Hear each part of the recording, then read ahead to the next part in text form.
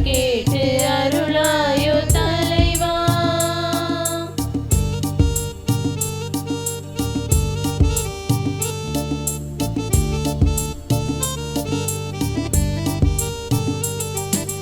நலமெல்லாம் எனக்கென்று தேடும் குணம் இனி நாள்தோறும் இறக்கின்ற வரம் கேட்கின்றேன். நலமெல்லாம் எனக்கென்று தேடும் குணம் இனி நாள்தோறும் இறக்கின்ற வரம் கேட்கின்றேன். பலியாக பிறர்க்கு என்னை அழித்திட்ட பின், பலியாக பிறர்க்கு என்னை அழித்திட்ட பின், என் பரிசாக உனை கேட்கும் வரம் கேட்கின்றேன். வரம் கேட்டு வருகின்றேன் இறைவா, என் குரல் கேட்டு அருளாயோ தலைவா.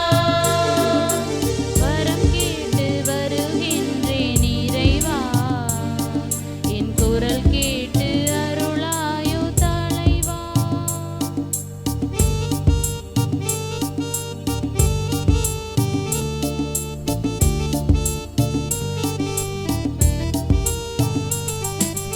பகை சூழும் இதயத்தின் சுவரை எல்லாம் என் பாசத்தால் தகர்க்கின்ற வரம் கேட்கின்றேன். பகை சூழும் இதயத்தின் சுவரை எல்லாம் என் பாசத்தால் தகர்க்கின்ற வரம் கேட்கின்றேன். புகை சூழ்ந்து இருள் வாழும் மனதில் எல்லாம், புகை சூழ்ந்து இருள் வாழும் மனதில் எல்லாம், உன் பெயர் சொல்லி ஒளியேற்ற உனை கேட்கின்றேன். வரம் கேட்டு வருகின்றேன் இறைவா, என் குரல் கேட்டு அருளாயோ தலைவா. தந்தை மகன் தூயாவியாரின் பெயராலே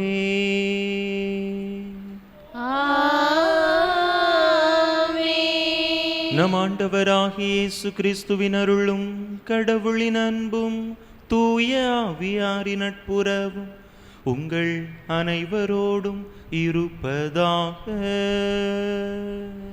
உம் ஆன்மாவோடும் இருப்பதாக. இயேசுவில் அன்பார்ந்த சகோதர சகோதரிகளே, வெள்ளிக்கிழமை இயேசுவினுடைய திரு இருதயத்திற்கு ஒப்பு கொடுக்கப்பட்ட நாள். மீண்டுமாக நம்மையும் நம்முடைய குடும்பத்தையும் இயேசுவினுடைய திரு இருதயத்திற்கு அர்ப்பணித்து மன்றாடுவோம். நம்மில் நம்முடைய குடும்பத்தில் காணப்படக்கூடிய அனைத்து குறைகளையும் குற்றங்களையும் இயேசுவினுடைய திரு இருதயம் துடைத்து நமக்கு ஒரு புதிய வாழ்வை கொடுத்தருளும்படியாக அவரை போல அன்பும் இரக்கமும் நிறைந்த உள்ளத்தை நமக்கு கொடுத்து அதை நாம் பிறருக்கும் கொடுக்கக்கூடிய அவருடைய சாட்சிகளாக நம்மை ஏற்படுத்தும்படியாக இயேசுவினுடைய திரு இருதயத்தின் அருள் வேண்டி இந்த தெய்வீக திருப்பலியிலே பக்தியோடு மன்றாடுவோம். தகுதியான விதத்தில் இந்த பலியை ஒப்பு கொடுக்க தடையாக இருக்கக்கூடிய நம்முடைய பாவங்கள், குற்றங்கள், குறைகள், பலவீனங்கள் அனைத்தையும் நினைத்து பார்த்து இறைவனிடத்திலே மன்னிப்பு வேண்டுவோம். எல்லாம் வல்ல இறைவனிடமும் சகோதர சகோதரிகளே, உங்களிடமும் நான் பாவி என்பதை ஏற்றுக்கொள்கிறேன். ஏனெனில் என் சிந்தனையாலும் சொல்லாலும் செயலாலும் கடமைகள் தவறியதாலும் பாவங்கள் பல செய்தேன்.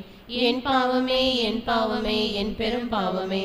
ஆகையால் எப்பொழுதும் கன்னியான புனித மரியாளையும் வானதுதர் புனிதர் அனைவரையும் சகோதர சகோதரிகளை உங்களையும் நம் தேவனாகிய ஆண்டவரிடம் எனக்காக வேண்டிக் கொள்ள மன்றாடுகிறேன். எல்லாம் வல்ல இறைவன் நம்மீது இரக்கம் வைத்து நம் பாவங்களை எல்லாம் மன்னித்து நம்மை நிலை வாழ்வுக்கு அழைத்து செல்வாராக. ஆமென்.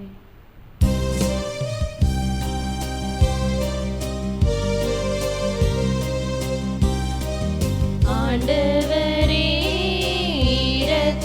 இரக்கமாயிரும். ஆண்டவரே இரக்கமாயிரும்.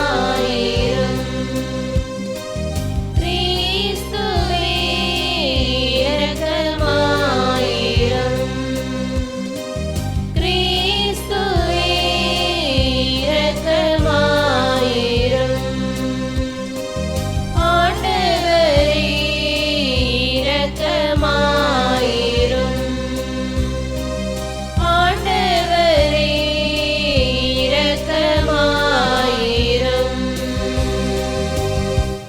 மன்றாடுவோமாக. எல்லாம் வல்ல இறைவா, ஆண்டவருடைய உயிர்ப்பின் அருளை நாங்கள் அறிந்து கொள்ள எங்களுக்கு அருளுமாறு உம்மை வேண்டுகின்றோம். அதனால் நாங்கள் தூயாவியாருடைய அன்பால் புது வாழ்வுக்கு உயிர்த்தெழுவோமாக.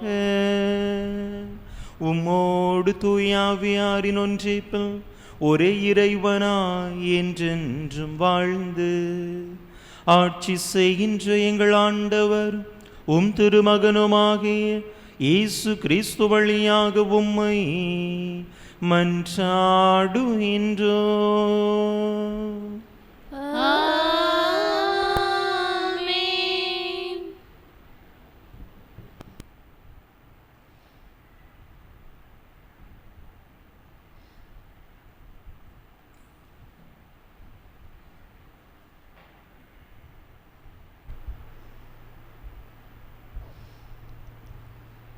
பிற இனத்தவருக்கு எனது பெயரை எடுத்துச் செல்ல நான் தேர்ந்தெடுத்து கொண்ட கருவியாய் சவுல் இருக்கிறார். திருத்தூதர் பணிகள் நூலிலிருந்து வாசகம். அதிகாரம் 9 இறைவசனங்கள் 1 முதல் 20 முடிய. அந்நாட்களில் சவுல் சீறி எழுந்து ஆண்டவரின் சீடர்களை கொன்றுவிடுவதாக அச்சுறுத்தி வந்தார். தலைமை குருவை அணுகி இந்த புதிய நெறியை சார்ந்த ஆண் பெண் யாராயிருந்தாலும் அவர்களை கைது செய்து எருசலேமுக்கு இழுத்து கொண்டு வர தமஸ்கு நகரில் உள்ள தொழுகை கூடங்களுக்கு கடிதங்களை கேட்டு வாங்கினார். இவ்வாறு அவர் புறப்பட்டு சென்று தமஸ்குவை நெருங்கிய போது திடீரென்று வானத்திலிருந்து தோன்றிய ஓர் ஒளி அவரை சூழ்ந்து வீசியது. அவர் தரையில் விழ, சவுலே சவுலே, ஏன் என்னை துன்புறுத்துகிறாய் என்று தம்மோடு பேசும் குரல் ஒன்றை கேட்டார். அதற்கு அவர், ஆண்டவரே, நீர் யார் என கேட்டார். ஆண்டவர், நீ துன்புறுத்தும் இயேசு நானே. நீ எழுந்து நகருக்குள் செல். நீ என்ன செய்ய வேண்டும் என்பது அங்கே உனக்கு சொல்லப்படும் என்றார்.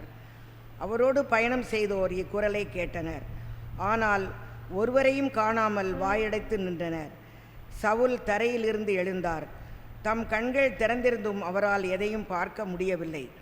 எனவே அவர்கள் அவருடைய கைகளை பிடித்து அவரை தமஸ்குவுக்கு அழைத்து சென்றார்கள். அவர் 3 நாள் பார்வையற்றிருந்தார். அந்நாட்களில் அவர் உண்ணவும் இல்லை, குடிக்கவும் இல்லை. தமஸ்குவையில் அனனியா என்னும் பெயருடைய சீடர் ஒருவர் இருந்தார். ஆண்டவர் அவருக்கு தோன்றி அனனியா என அழைக்க அவர், ஆண்டவரே, இதோ அடியேன் என்றார். அப்போது ஆண்டவர் அவரிடம், நீ எழுந்து நேர்தெரு என்னும் சந்துக்கு போய் யூதாவின் வீட்டில் சவுல் என்னும் பெயருடைய தர்சு நகரத்தவரை தேடு.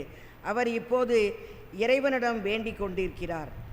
அனனியா என்னும் பெயருடைய ஒருவர் வந்து தாம் மீண்டும் பார்வையடையுமாறு தம் மீது கைகளை வைப்பதாக அவர் காட்சி கண்டுள்ளார் என்று கூறினார். அதற்கு அனனியா மறுமொழியாக, ஆண்டவரே, இம்மனிதன் எருசலேமில் உள்ள இறை மக்களுக்கு என்னென்ன தீமைகள் செய்தான் என்பதை பற்றி பலர் கூற கேட்டிருக்கிறேன். உம் பெயரை அறிக்கையிடும் அனைவரையும் கைது செய்வதற்காக தலைமை குருக்களிடமிருந்து அதிகாரம் பெற்று இங்கே வந்திருக்கின்றான் என்றார். அதற்கு ஆண்டவர் அவரிடம், நீ செல். அவர் பிற இனத்தவருக்கும் அரசருக்கும் இஸ்ரேல் மக்களுக்கும் முன்பாக எனது பெயரை எடுத்து செல்ல நான் தேர்ந்தெடுத்து கொண்ட கருவியாய் இருக்கிறார். என் பெயரின் பொருட்டு அவர் எத்தனை துன்புற வேண்டும் என்பதை நான் அவருக்கு எடுத்து காட்டுவேன் என்றார். அனனியா அங்கிருந்து போய் அந்த வீட்டுக்குள் சென்று கைகளை அவர் மீது வைத்து, சகோதரர் சவுலே, நீர் வந்த வழியில் உமக்கு தோன்றிய ஆண்டவராகிய இயேசு நீர் மீண்டும் பார்வையடையவும் தூய ஆவியால் ஆட்கொள்ளப்படவும் என்னை உம்மிடம் அனுப்பியுள்ளார் என்றார். உடனே அவருடைய கண்களிலிருந்து செதில்கள் போன்றவை விளைவே அவர் மீண்டும் பார்வையடைந்தார். பார்வையடைந்ததும் அவர் எழுந்து திருமுழுக்கு பெற்றார். பின்பு சவுல் உணவு அருந்தி வலிமை பெற்றார். சில நாட்களாக சவுல் தமஸ்குவில் சீடர்களுடன் தங்கியிருந்தார். உடனடியாக அவர் இயேசுவை இறைமகன் என்று தொழுகை கூடங்களில் பறைசாற்றத் தொடங்கினார். ஆண்டவர் வழங்கும் அருள்வாக்கு. பதிலுரை பாடல் பல்லவி. உலகெங்கும் சென்று நற்செய்தியை பறைசாற்றுங்கள். உலகெங்கும் சென்று நற்செய்தியை பறைசாற்றுங்கள். பிற இனத்தாரே, நீங்கள் அனைவரும் ஆண்டவரை போற்றுங்கள். மக்களினத்தாரே, நீங்கள் அனைவரும் அவரை புகழுங்கள். பல்லவி. உலகெங்கும் சென்று நற்செய்தியை பறைசாற்றுங்கள். ஏனெனில் ஆண்டவர் நமக்கு காட்டும் மாறாத அன்பு மிக பெரியது. அவரது உண்மை என்றென்றும் நிலைத்துள்ளது. பல்லவி. உலகெங்கும் சென்று நற்செய்தியை பறைசாற்றுங்கள்.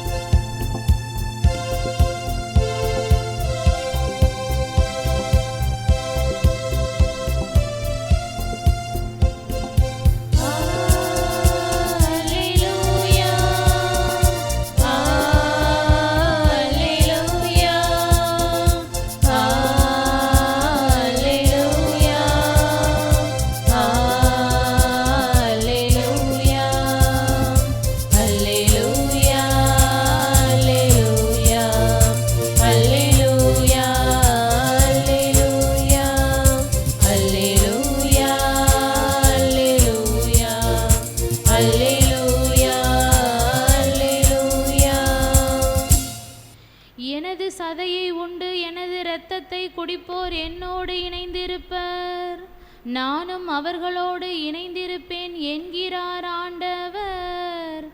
அல்லேலூயா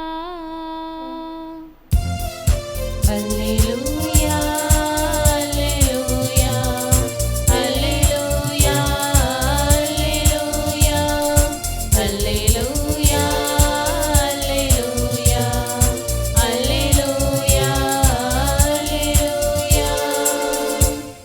ஆண்டவர் உங்களோடு இருப்பாராக. உம் ஆன்மாவோடும் இருப்பாராக. யோவான் எழுதிய தூய நற்செய்தியிலிருந்து வாசகம். ஆண்டவரே, மாற்றி உமக்கே. அதிகாரம் 6, இறைவசனங்கள் 52 முதல் 59 முடிய.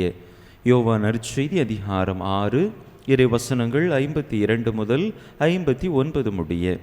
அக்காலத்தில் நாம் உண்பதற்கு இவர் தமது சதையை எப்படி கொடுக்க இயலும் என்ற வாக்குவாதம் யூதர்களிடையே எழுந்தது. இயேசு அவர்களிடம், உறுதியாக உங்களுக்கு சொல்கிறேன், மானிட மகனுடைய சதையை உண்டு அவருடைய இரத்தத்தை குடித்தாலொழிய நீங்கள் வாழ்வடைய மாட்டீர்கள்.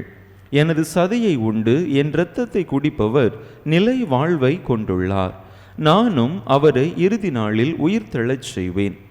எனது சதை உண்மையான உணவு, எனது இரத்தம் உண்மையான பானம். எனது சதையை உண்டு எனது இரத்தத்தை குடிப்போர் என்னோடு இணைந்திருப்பர், நானும் அவர்களோடு இணைந்திருப்பேன். வாழும் தந்தை என்னை அனுப்பினார், நானும் அவரால் வாழ்கிறேன். அதுபோல் என்னை உண்போரும் என்னால் வாழ்வர். விண்ணகத்திலிருந்து இறங்கி வந்த உணவு இதுவே. இது நம் முன்னோர் உண்ட உணவு போன்றது அல்ல. அதை உண்டவர்கள் இறந்து போனார்கள். இவ்வுணவை உண்போர் என்றும் வாழ்வர். இயேசு கப்பர்நாகுமில் உள்ள தொழுகை கூடத்தில் இவ்வாறு கற்பித்தார். ஆண்டவரின் அருள் வாக்கு. கிறிஸ்துவே உமக்கு புகழ்.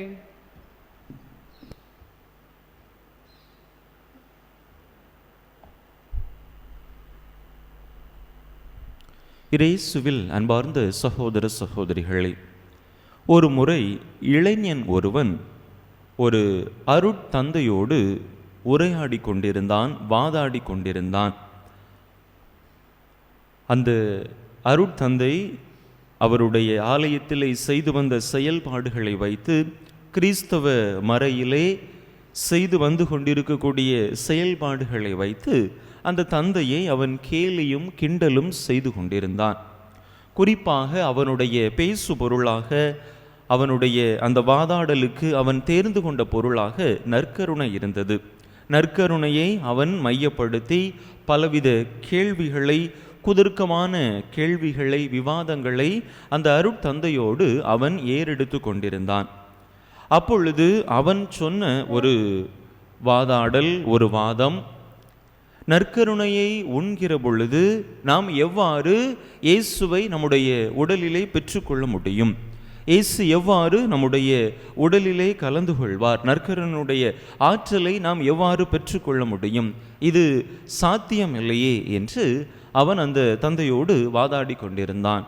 அப்பொழுது அந்த அருட்தந்தை அவனிடத்தில் சொல்லுவார், நாம் உண்ணக்கூடிய உணவு நம்முடைய உடலோடும் இரத்தத்தோடும் கலந்து நமக்கு ஆற்றல் அளிக்கிறது என்று சொன்னால், அதைவிட மேலான நற்கருணையும் நம்முடைய உடலோடும் இரத்தத்தோடும் கலந்து நமக்கு எத்தகைய ஆற்றலை அளிக்க வல்லது என்று சொல்ல அவனால் பதில் சொல்ல முடியவில்லை. மீண்டுமாக அடுத்த கேள்வியை கேட்டான். சரி, அது இருக்கட்டும், நற்கருணையில் எவ்வாறு ஆண்டவர் முழுவதுமாக அவர் எவ்வாறு அதிலே குடிகொண்டிருக்க முடியும்?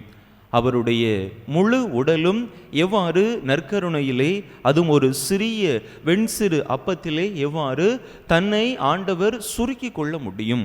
இதுவும் சாத்தியப்படுவதற்கு வாய்ப்பில்லையே என்று சொன்ன பொழுது, அந்த தந்தை அவனுடைய கேள்விக்கு ஏற்றவாறு பதில் சொல்ல விரும்பிய நிலையில் இவ்வாறாக சொன்னார்.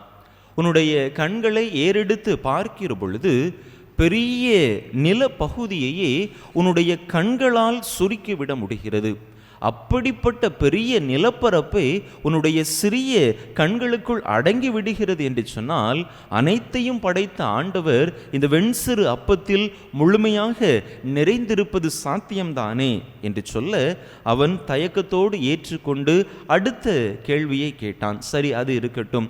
ஒரு இடத்திலே, ஒரு ஆலயத்திலே நீங்கள் திருப்பலியை நிறைவேற்றுகிறீர்கள், நற்கருணையை அர்ச்சிக்கிறீர்கள், புனிதப்படுத்துகிறீர்கள், எழுந்தேற்றம் நடந்து அங்கே நற்கருணையிலே ஆண்டவர் எழுந்தருள்கிறார் என்று சொல்லுகிறீர்கள். இப்படி உலகத்திலே எத்தனை ஆலயங்கள் இருக்கின்றன, அத்தனை ஆலயத்திலும் எவ்வாறு ஆண்டவரால் ஒரே நேரத்தில் எழுந்தருள முடியும் என்று அடுத்த வாதத்தை அந்த இளைஞன் அந்த குருவிடத்திலே சொன்னான். அப்பொழுது அந்த குருவானவர் முகம் பார்க்கக்கூடிய கண்ணாடி ஒன்றை அவனிடத்திலே காண்பிக்கின்றார். அதற்கு பிற்பாடு அந்த கண்ணாடியை கீழே போட்டு நொறுக்குகின்றார்.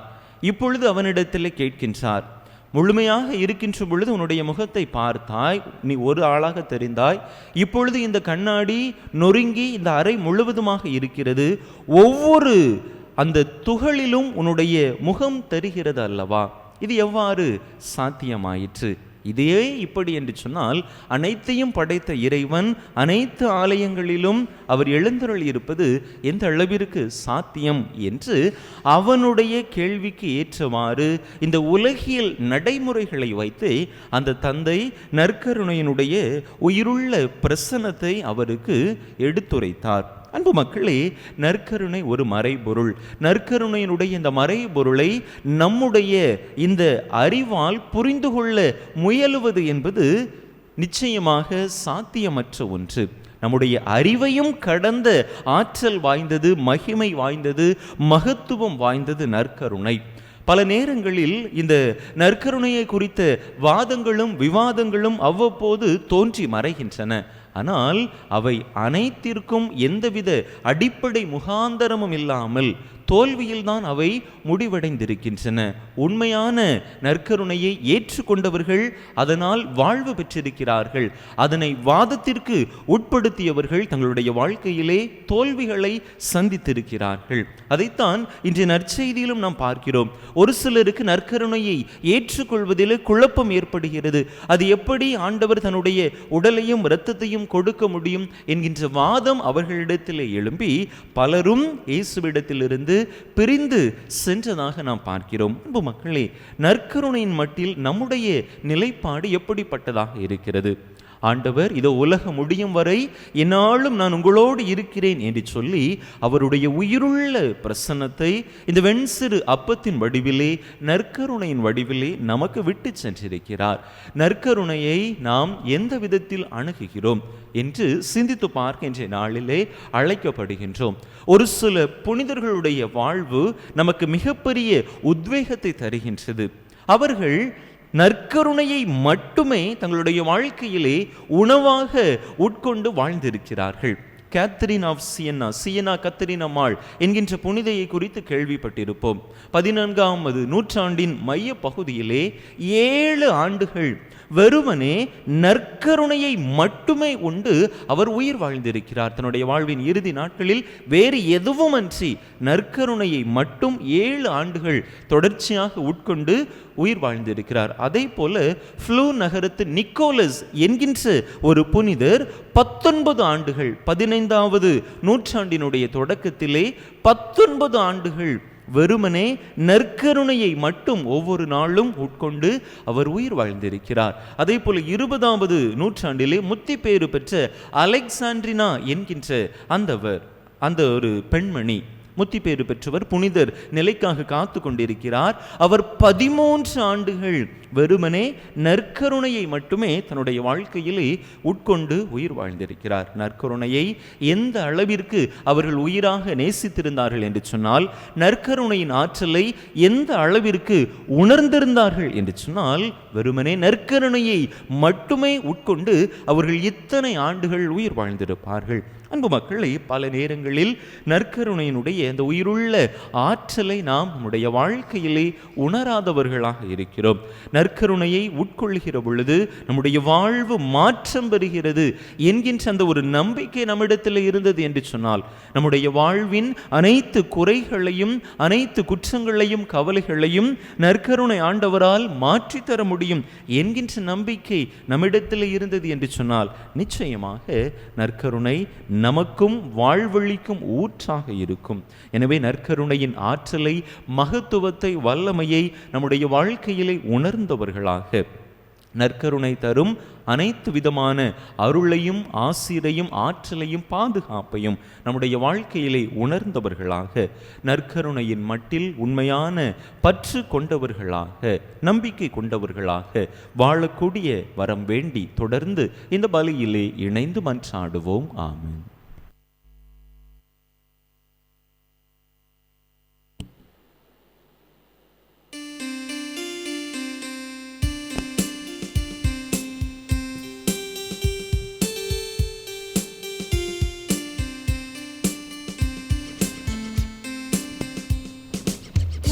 தரும் மலரில் மயங்கிடும் இறைவா, என் மனமேற்க தயக்கமோ, நான் காகித பூ என்ற வருத்தமோ. மனம் தரும் மலரில் மகிழ்ந்திடும் இறைவா, என் மனமேற்க தயக்கமோ, நான் காகித பூ என்ற வருத்தமோ.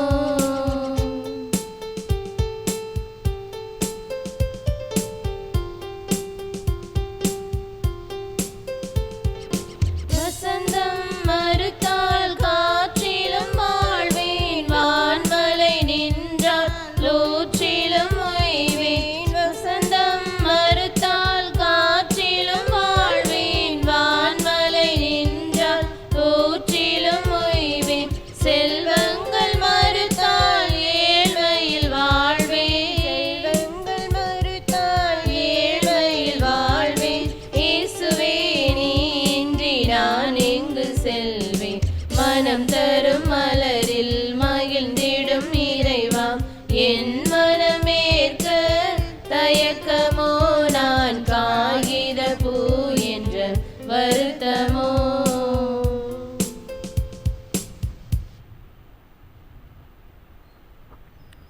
சகோதர சகோதரிகளே, என்னுடைய உங்களுடையதுமான இப்பலி எல்லாம் வல்ல தந்தையாகிய இறைவனுக்கு ஏற்றதாகும்படி மன்றாடுங்கள்.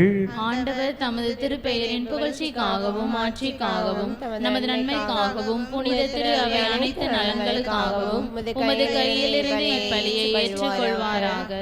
ஆண்டவரே, இக்காணிக்கைகளை கனிவுடன் புனிதப்படுத்தியருள்ள உம்மை வேண்டுகின்றோ. இந்த ஆன்மீக பலியின் காணிக்கையை ஏற்று எங்களை உமக்கு நிலையான கொடையாக மாற்றுவீராக. எங்கள் ஆண்டவராகிய கிறிஸ்து வழியாக உம்மை மன்றாடுகின்றோ.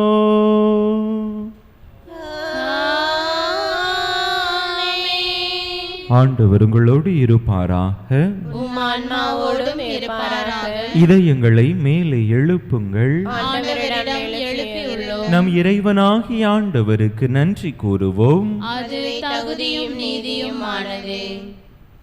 ஆண்டவரே, எக்காலத்திலும் உம்மை புகழ்ந்துரைப்பதும் எல்லாவற்றுக்கும் மேலாக எங்கள் பாஸ்காவாகிய கிறிஸ்து பலியான இச்சிறப்பான காலத்தில் உம்மை இன்னும் மிகுதியாக வாழ்த்தி போற்றுவதும் மெய்யாகவே தகுதியும் நீதியுமாகும்.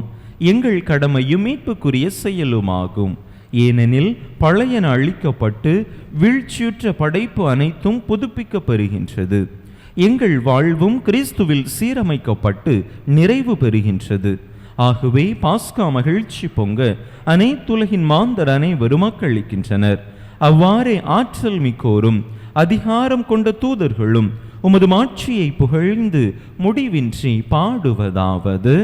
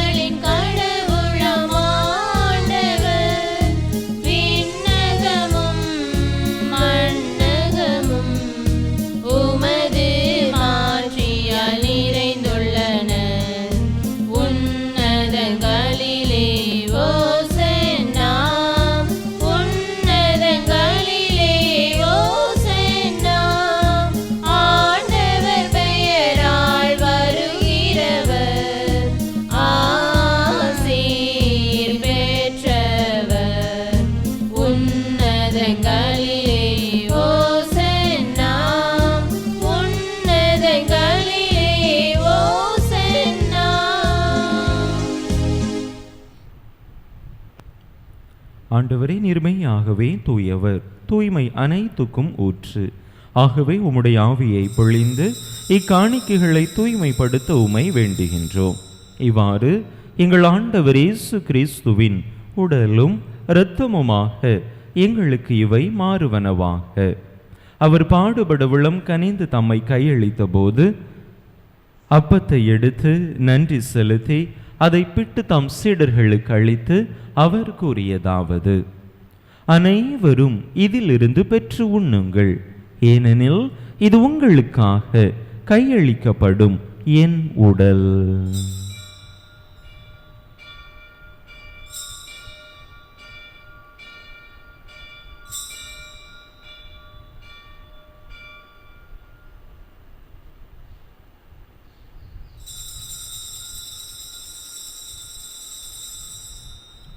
அவ்வண்ணமே இரவு விருந்தை அருந்திய பின் கிண்ணத்தையும் எடுத்து மீண்டும் உமக்கு நன்றி கூறி தம் சீடர்களுக்கு அளித்து அவர் கூறியதாவது: அனைவரும் இதிலிருந்து பெற்று பருகுங்கள், ஏனெனில் இது புதிய நிலையான உடன்படிக்கைக்குரிய என் இரத்தத்தின் கிண்ணம். இது பாவ மன்னிப்புக்கென்று உங்களுக்காகவும் பலருக்காகவும் சிந்தப்படும். இதை என் நினைவாக செய்யுங்கள்.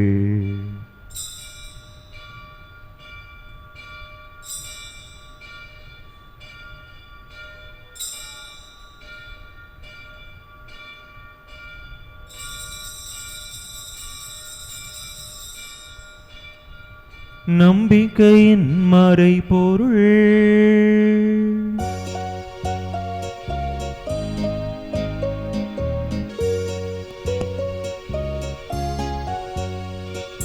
கிறிஸ்து மரித்தார், கிறிஸ்து உயிர்த்தார், கிறிஸ்து மீண்டும் வருவார். கிறிஸ்து மரித்தார், கிறிஸ்து உயிர்த்தார், கிறிஸ்து மீண்டும் வருவார்.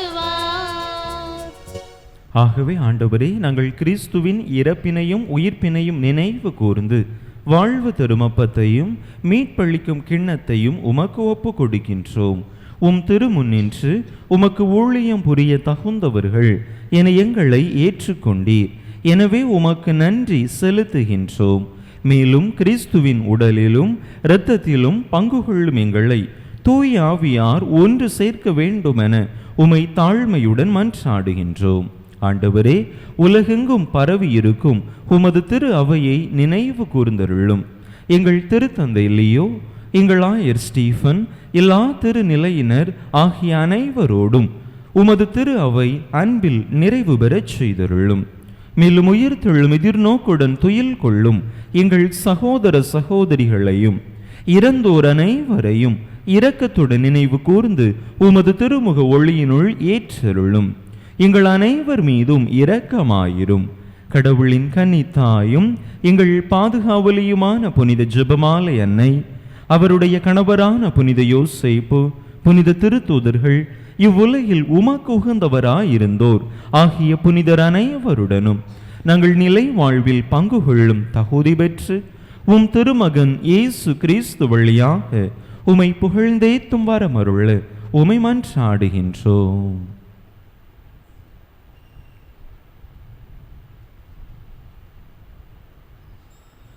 இவர் வழியாக இவரோடு இவரில் எல்லாம் வல்ல இறைவனாகிய தந்தையே, தூய ஆவியாரின் ஒன்றிப்பில் எல்லா புகழும் மாட்சியும் என்றென்றும் உமக்கு உரியதே.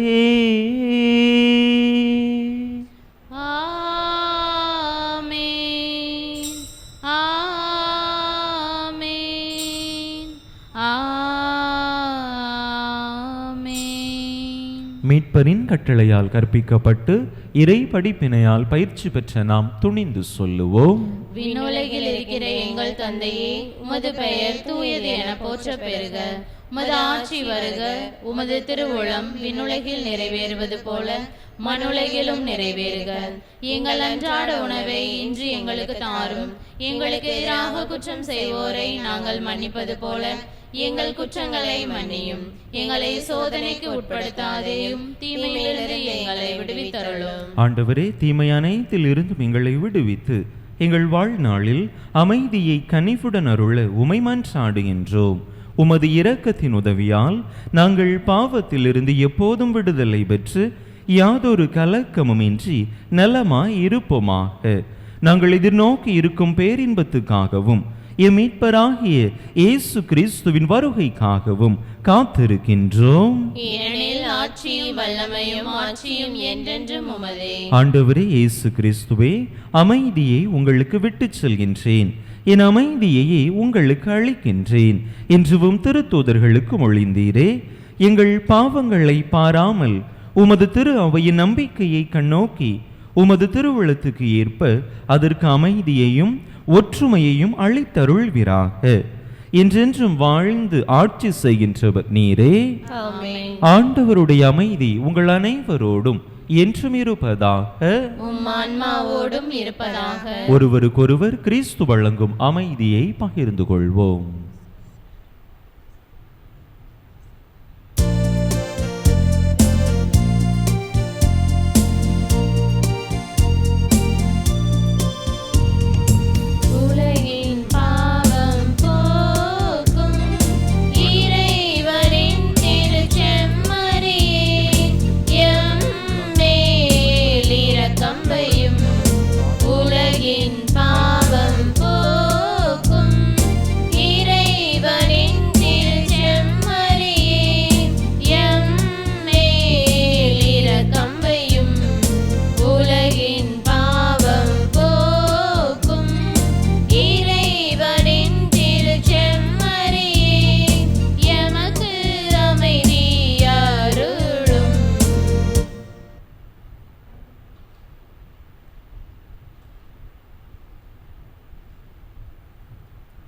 இதோ இறைவனின் செமரி, இதோ உலகின் பாவங்களை போக்குகின்றவர்.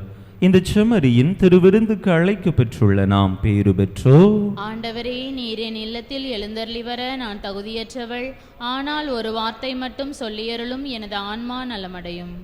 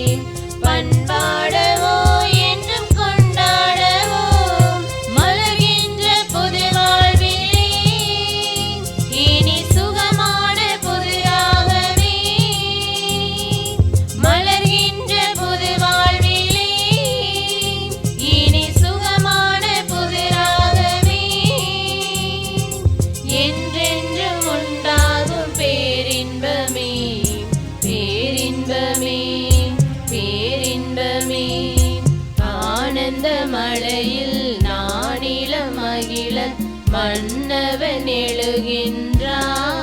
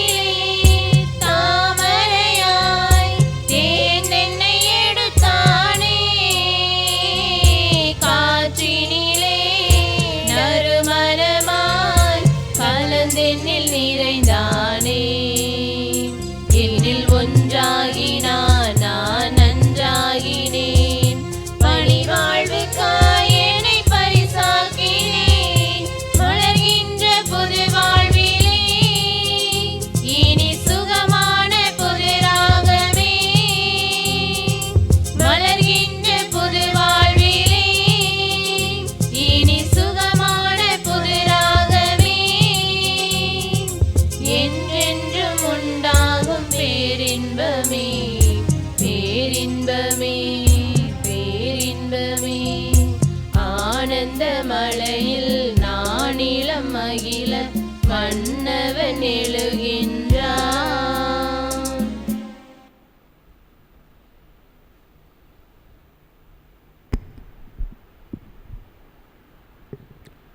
மன்றாடுவோமாக.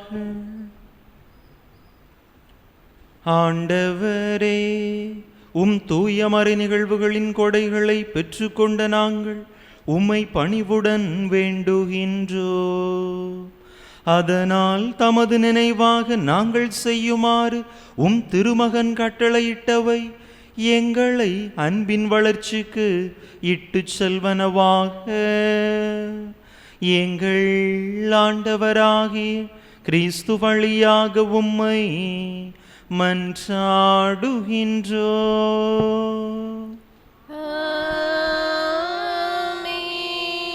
ஆண்டவர் உங்களோடு இருப்பாராக.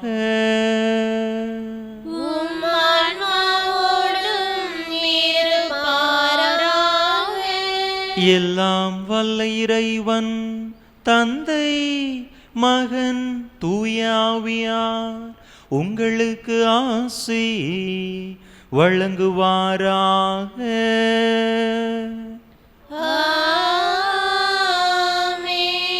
இறையாசிரை நிறைவாக பெற்றவர்களாக சென்று வாருங்கள். திருப்பலி நிறைவேறிற்று. இறைவனுக்கு நன்றி.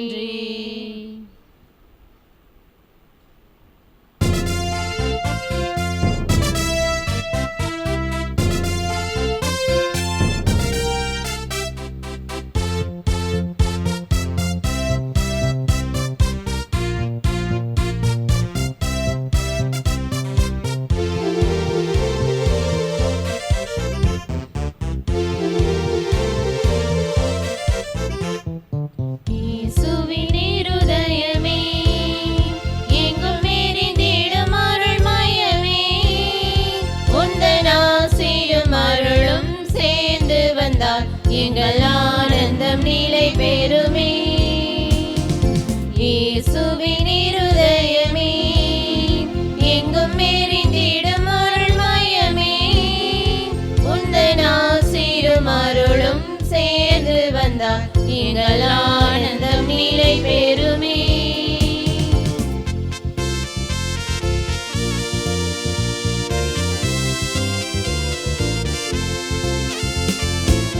இறைவனுக்கு இதயம் உண்டு, அந்த இதயத்தில் இரக்கம் உண்டு.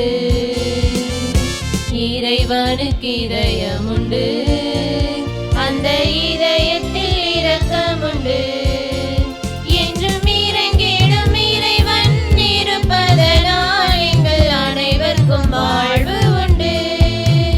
என்றும் இறங்கிடும் இறைவன் இருப்பதனால்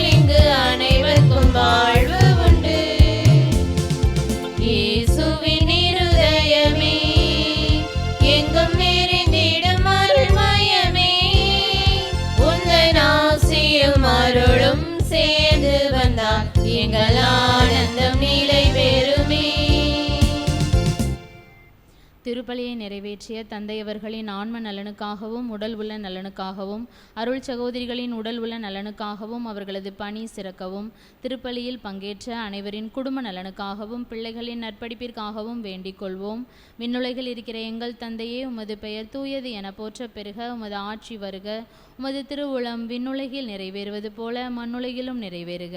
எங்கள் அன்றாட உணவை இன்று எங்களுக்கு தாரும். எங்களுக்கு எதிராக குற்றம் செய்வோரை நாங்கள் மன்னிப்பது போல எங்கள் குற்றங்களை மன்னியும். எங்களை சோதனைக்குட்படுத்தாதையும் தீமையிலிருந்து எங்களை விடுவித்தருளும். ஆமென். அருள் நிறைந்த மரியே வாழ்க. ஆண்டவர் உம்முடனே, பெண்களுக்குள் ஆசீர்வதிக்கப்பட்டவர் நீரே. உம்முடைய திருவயிற்றின் கனியாகி இயேசுவும் ஆசி பெற்றவரே. புனித மரியே, இறைவனின் தாயே, பாவிகள் இருக்கின்ற எங்களுக்காக இப்பொழுதும் நீங்கள் இறப்பின் வேளையிலும் வேண்டிக் கொள்ளும். ஆமென். தந்தைக்கும் மகனுக்கும் தூய ஆவிக்கும் மாட்சிமை உண்டாவதாக. தொடக்கத்தில் இருந்தது போல இப்பொழுதும் எப்பொழுதும் என்றென்றும் இருப்பதாக. ஆமென். புனித ஜெபமாலை அன்னையே, எங்களுக்காக வேண்டிக் கொள்ளும். புனித ஜெபமாலை அன்னையே, எங்களுக்காக வேண்டிக் கொள்ளும். புனித ஜெபமாலை அன்னையே, எங்களுக்காக வேண்டிக் கொள்ளும். இயேசுவின் திரு இருதயமே, என் நம்பிக்கையெல்லாம் உமது பேரில் வைக்கிறேன்.